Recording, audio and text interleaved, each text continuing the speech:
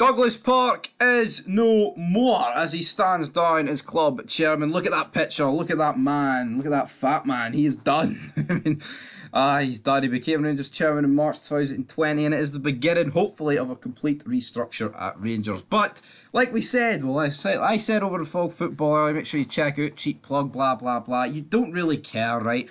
Who's the chairman? Who's the director of football when you're doing well? It's all about when you're doing shite. Now, this guy took over in March 2020, right? And see, come March 2021, when Rangers were on the verge of stopping 10 in a row, getting title 55. I think even, what date in it was it in March? I think it was like midway through March. Maybe I'm a bit off with that, but either way, right? It was 2021. See, Douglas Park, no one cares about Douglas Park, right? It's only when they're doing shite, which I think is fair enough, and we see that numerous examples. I'm not going to repeat what I said earlier, but basically, you know, Glazers, Cronkies, etc., FSG, the Liverpool ones, not so much with City and Chelsea, but then again, we don't have that sort of money and all that good stuff. But anyway, right, Rangers chairman Douglas Park, he is resigned, and you know, you might be thinking, right, this is a complete rebuild, this guy's resigned, we've brought somebody new in. No, we've just got his VP who's stepped up to the task. I was going to say Mike Bennett, no, it's John Bennett, it's big match John.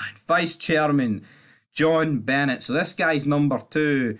This guy's shite, which would be equally as big as him, probably, has had to step up to the task, and he's been appointed his replacement by the board.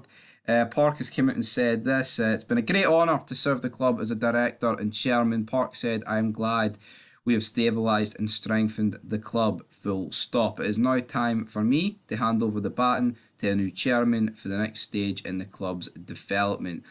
Well, Douglas Park, yeah, he said that wee statement. I mean, it literally is a wee statement. Sometimes with these like press releases, you get a big, massive statement. I'm kind of glad because I don't want to read too much. Rangers did put it out earlier, but to me, this isn't groundbreaking. This isn't like, you know, the most biggest thing ever. Like I say, I mean, they've literally got John Bennett in as number two. It's not like we're looking at a complete restructure here. Ross Wilson's still in his role. It's just not that good, right? I think some people, you look at Clyde's Super Scoreboard, some people are making out this is like the greatest thing since sliced bread. I don't think it is. Personally, I mean, yes, it could be the beginning, but for me, going to need to be a lot more for Rangers to sort their shit out.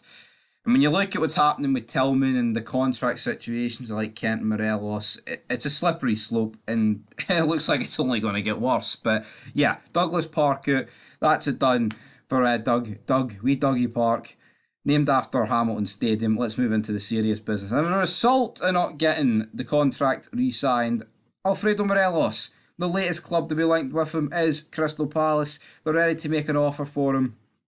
Says here in this article on Ibrox News by Pranav Shahini. Crystal Palace are reportedly ready to make an offer to sign Rangers striker Alfredo Morelos in the summer transfer window. I mean, yeah, if we're getting no money for it whatsoever.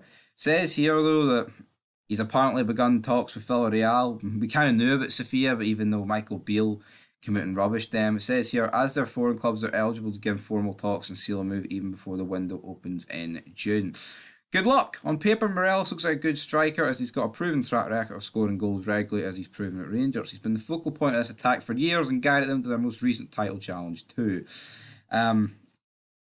Yeah, like, I've repeated the same shit about Morelos. It just seems like it's eventually going to happen, but who knows what's going to happen with Morelos. I really hope we do keep him and Ryan Kent and a few other players that are out of contract, but Rangers just a wee bit of a mess at the minute, and I hope I can get turned around fast. But with Alfredo and Kent, I'd get them signed up tonight, man. Tonight, 4th April.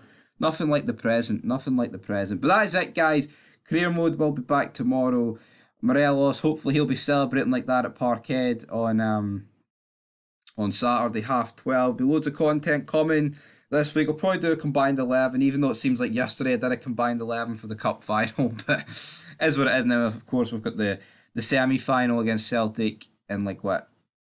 It'll be like 3 weeks after the other one, the game on Saturday, so that'll be interesting. But yeah, man, 2 games against Celtic this month. Fuck, what I would pay for 2 wins. Anything but 2 L's. Come on.